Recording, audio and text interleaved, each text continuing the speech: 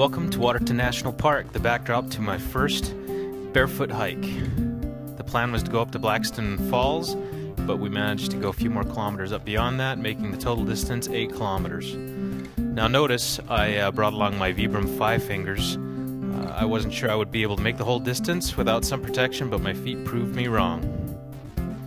We couldn't have asked for a better day. The sun was shining, skies were blue, and the scenery was breathtaking.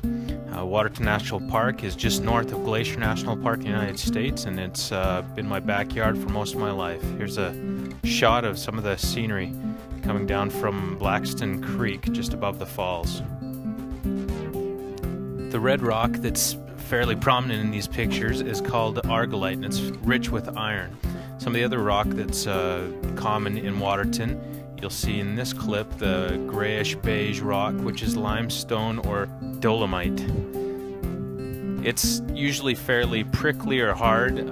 Climbing isn't very much fun in Waterton because of that fact. Now I'm climbing out of the creek bed here. There's a lot more pine needles and sharp rocks, some sticks and logs to climb over. I'll turn around here in a second. You'll see a little bit of the elevation I gain. But I had no problem with that in my bare feet. I was worried about the pine cones, but it wasn't an issue.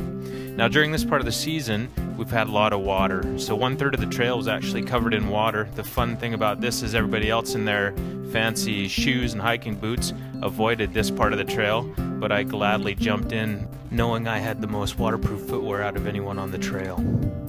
The cool water was actually quite nice on my feet because there were times where it got warm due to the friction, and cooling off in the water definitely helped me to get that 8 kilometers in without much of a problem.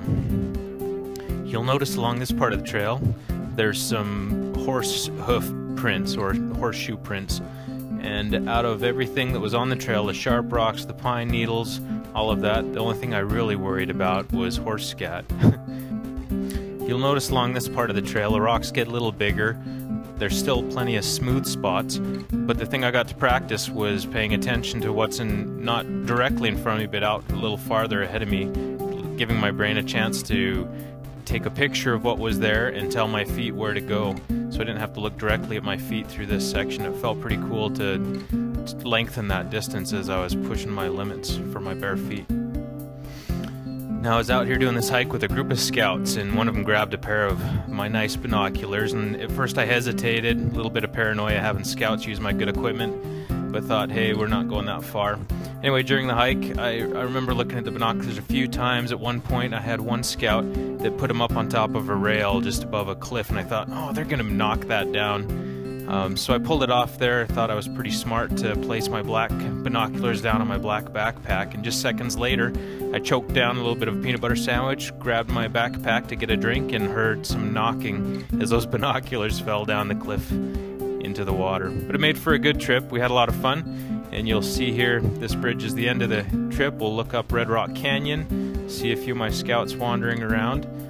They poked a little fun at me in bare feet, but were amazed that I was able to do it. In fact, one of the other leaders decided to pull their shoes off and enjoy the rest of the day in bare feet. Thanks for watching.